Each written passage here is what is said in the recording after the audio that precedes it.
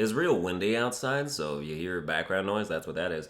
I don't like when people want you to play classic old games you never played initially. Classic is just another word for irrelevant, and it's not that I mind people liking old games, but you should know that it's too late for us to play them if we didn't back then. It's when people are like, you never played the original Legend of Zelda? You've got to play it right now in the current time period under the worst possible conditions with the worst possible perspective. It's too late. Every game mechanic present in a classic game has since been vastly improved over time in general to where going back and seeing it in this raw, groundbreaking state just can't do for you what it did for people who played at launch before we were spoiled with optimizations. And that applies to everything. Like, I'm a comedian, so people ask me what I think of, like, George Carlin and whatever, and I've seen a few of his specials, but watching that shit now, I've seen future versions of all of those joke premises already. I mean, I'm sure it was amazing back in the day, but that day is long since in the rearview mirror. Don't you just love the classic Game Boy Color? No, I have a 3DS and it's 1,000 times better. Not all of these metaphors perfectly convey the point, but it's like if you were to introduce yourself to the Pokemon series by playing X and Y or Sun and Moon first, and then you went and played Red and Blue, you'd understandably be like,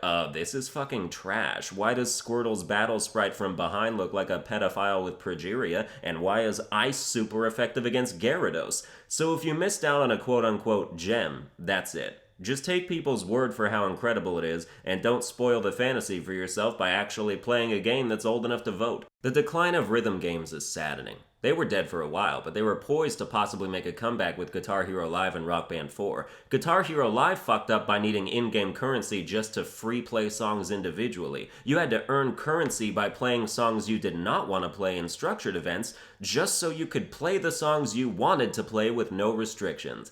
Baffling. And on the other side, I blame Harmonix for being so cowardly with Rock Band 4 at the start. Rock Band 4 launched with no keys instrument, which was my favorite from Rock Band 3, which it still doesn't have and will never have. It launched without online multiplayer, which is something Rock Band 2 had, for God's sake. It launched without a motherfucking practice mode. It launched with no way to buy instruments separately from the game itself, so people like me who pre-ordered the game digitally had to buy a hard copy with a guitar. Then because I wanted 2 guitars and the drums, I had to buy another hard copy with a guitar and drums bundle. So now I owned 3 copies of the game, 2 hard, 1 digital, because Harmonix forgot how to market its shit. They also never built drum pad silencers into the hardware and never came out with new ones. You had to attach the Rock Band 3 ones to it if you somehow still had them not shredded after 5 years. Like, this is your 4th Rock Band you've made. How do you still think we want to hear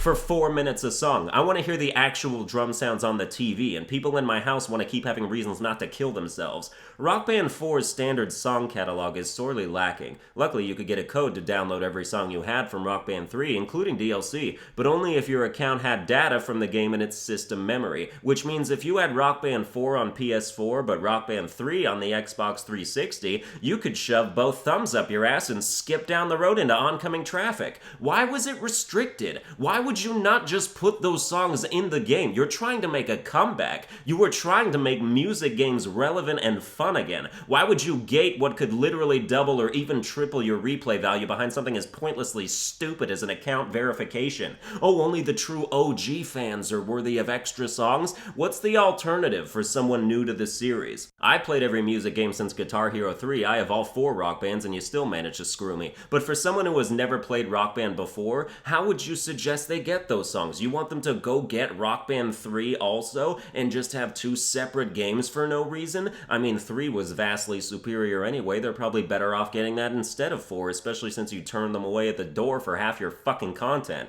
If I sound bitter, it's because no game has ever disappointed me more in my life than this blasphemous whimper of an attempted resurgence. They've course-corrected on some things. They added a practice mode a year later, hilariously. They came out with a $30 add-on that lets you play online multiplayer, which is scumtastic, but still.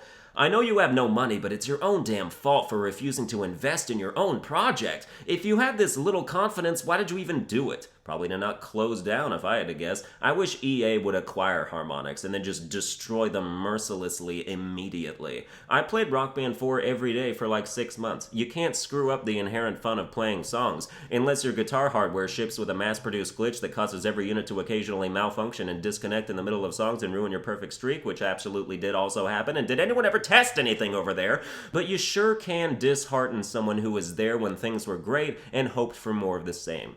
Jesus, what a letdown. If the second coming of Christ was just him walking into a Papa Murphy's and trying to buy a pizza with an expired coupon before disappearing back to heaven forever, that would be less of a letdown than Rock Band 4. With Belgium and Hawaii so far trying to crack down on loot boxes, people wonder whether that's overall a good thing. Like, paid loot boxes exiting video games forever would be neat. Ones that are only obtainable in-game are just a free spin of the roulette wheel and don't need to be altered. But the concern people have is with the government stepping in and trying to regulate video games again, like they tried to do with that whole violent video game debate. As far as violent video games go, I made a parody comedy song about it called Pandemic. It's on my channel if you haven't seen it. But to summarize the perspective, it's like pick your poison, you know? There's violence in every facet of modern entertainment. If you want to take it out of video games and have that affect anything, you have to take it out of TV, movies, lyrics, books. If books can inspire people to kill like Catcher in the Rye did for that one dude, there's simply nothing to be done about the inherent suggestibility of humanity. We fight wars over books all the time. The Bible, the Quran, the Tanakh.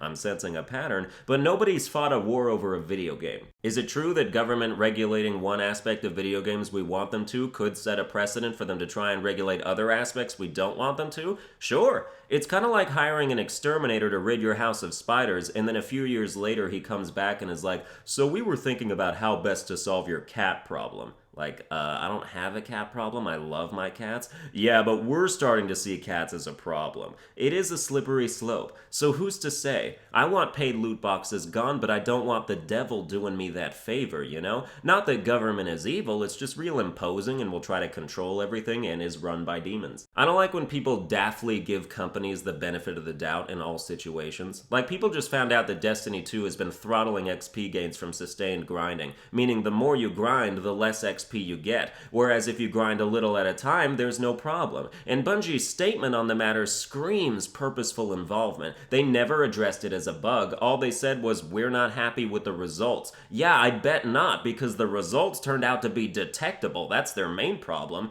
What is XP in Destiny 2 for? It's to get bright engrams. That thing Bungie sells as microtransactions. So who benefits from lower XP gains? Bungie! When people get fed up with the ineffectuality of their hard work and just go buy shit. What a convenient quote-unquote bug. A word Bungie never even used to describe the event. Defenders of Bungie are the ones who brought that word into play. Anytime there's a controversy with a company people like, and even ones everybody hates, people sign themselves up as that corporation's lawyer and proceed to argue facts like they have any. And I don't have any facts either, other than it's a fact that lowering XP gains makes Bungie more money, and it's a fact that they never called it a bug or a mistake or an accident of any kind, and it's a fact that many people in service to a bottom line will do any kind of underhanded garbage it takes to pad their salaries. Even if this was somehow the most fortuitous accident the world has ever seen, Bungie now owes us big, because this started at launch and is only now just being discovered, which is what makes it so unlikely that it's some giant oopsie. We're not happy with the results means you've been monitoring them for 2.5 months since the game came out. How much more monitoring was it going to take to come to that conclusion if nobody on our end unearthed your bullshit? Redditor testing found that people were losing on average 1.5 bright engrams every 3 hard hours of farming. That equates to $3 out of your own pocket's worth of bright engrams every 180 minutes. Every single person who ever played this game has been sitting in their chair with their wallet sticking out the ass of their jeans, while a Bungie employee has been camped out behind them just casually lifting bills out of their wallet at a consistent interval while you sit there none the wiser. So what's to be done? Calculate our deserved XP gains across our lifetime of play and award it in full immediately, then get buried up to your dicks in lawsuits from people who bought bright engrams when they weren't earning them fast enough by your on-purpose, uncommunicated design. Monitor an accident for 2 months without telling us my ass, then you'd be the Equifax of video games and people still wouldn't trust you for shit. Well, that's going to do it for this episode. I hope you enjoyed it. If you did, you can like, share, and subscribe. You can still comment stuff that annoys you or transcend that into just general opinions, positive or negative, about the industry and whatevs. And I'll see you guys next time.